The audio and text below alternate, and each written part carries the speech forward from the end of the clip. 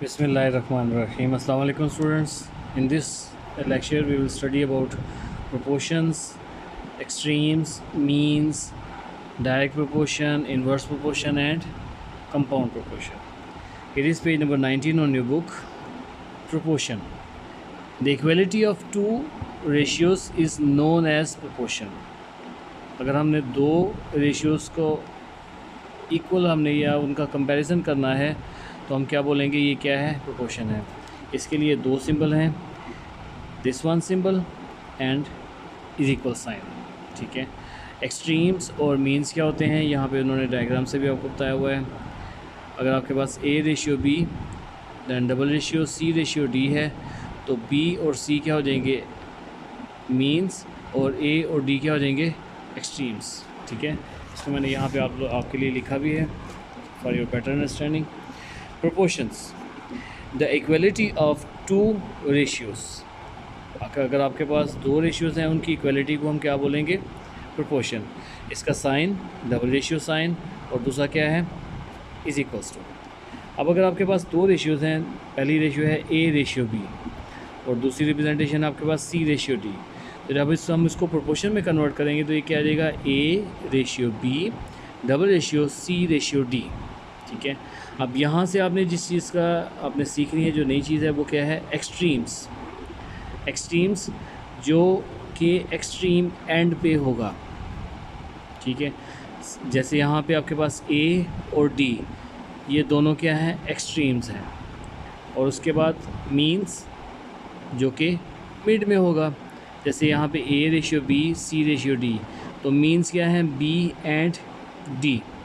अब अगर हमने इक्वलिटी को शो करना है तो वो किस तरह से हम शो करेंगे, प्रोडक्ट ऑफ मीन्स, मतलब ए इन दोनों को मल्टीप्लाई करेंगे और ये किसके बराबर है, that is equals to product of extremes, product of extremes, ठीक है जी। सो ये था इक्वलिटी ऑफ टू रेशियोज़, इसको हम क्या बोलते हैं, प्रोपोर्शन। जब हमने ये पढ़ा तो फिर हमने ये पढ़ा कि इसके सिंबल क्या है, double ratio sign, equal sign. फिर दो वैल्यूज़ के अंदर से दो इक्वल रेशियोज़ को जब हम इक्वल रखते हैं तो फिर एक्सट्रीम्स और मीन्स, इसको हमने स्टडी करना है। और फिर हम क्या करेंगे, प्रोडक्ट ऑफ मीन्स किसके बराबर आ जाएगा, प्रोडक्ट ऑफ एक्सट्रीम। अब बुक पे देखते हैं। The next thing that is direct and inverse proportion. Direct और इनवर्स प्रोपोर्शन क्या है, direct proportion and inverse proportion. इसको मैं रीड आउट करता हूँ आपके लिए। The relationship between two ratios in which increase in one cause proportional increase in the other quantity और decrease in one cause decrease in other quantity is called direct proportion. ये मैंने आपके लिए easy wording में लिखा है, ठीक है। यहाँ पे देखिएगा, डायरेक्ट प्रोपोर्शन। डायरेक्ट प्रोपोर्शन का कोड क्या है, इसका कीवर्ड क्या है आपके लिए, बोथ इंक्रीजेस। जो दो वैल्यूज़ आप कंसिडर कर रहे हो, अगर तो वो दोनों ही बढ़ रही हैं, it is a direct proportion.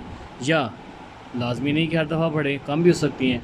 और अगर दोनों ही कम हो रही हैं then it is direct proportion. Means कि अगर दोनों वैल्यूज़ के अंदर इंक्रीमेंट हो रहा है, इजाफा हो रहा है, उनकी वैल्यूज़ बढ़ रही हैं, दैट इज़ डायरेक्ट। और अगर दोनों ही कम हो रही हैं, that is direct to.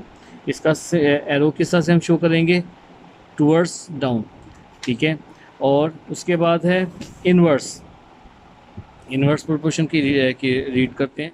The relationship between two ratios in which increase in one quantity cause a proportional decrease.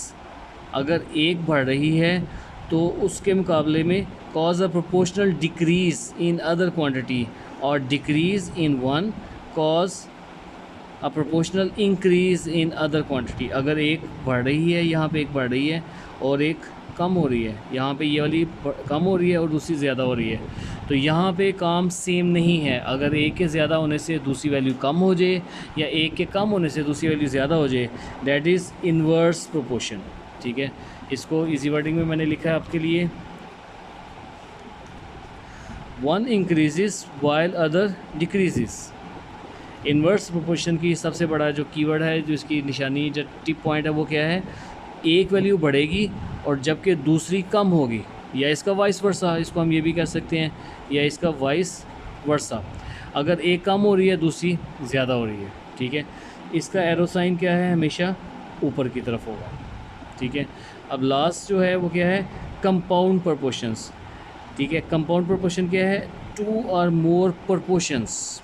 अगर आपके पास 2 या 2 से ज़्यादा प्रोपोर्शन है जिनको आप डिस्कस कर रहे हो, then it is called compound proportions, ठीक है। ये था introduction about 1.5 exercise. Next lecture में हम क्वेश्चन करेंगे एक्सरसाइज 1.5 के।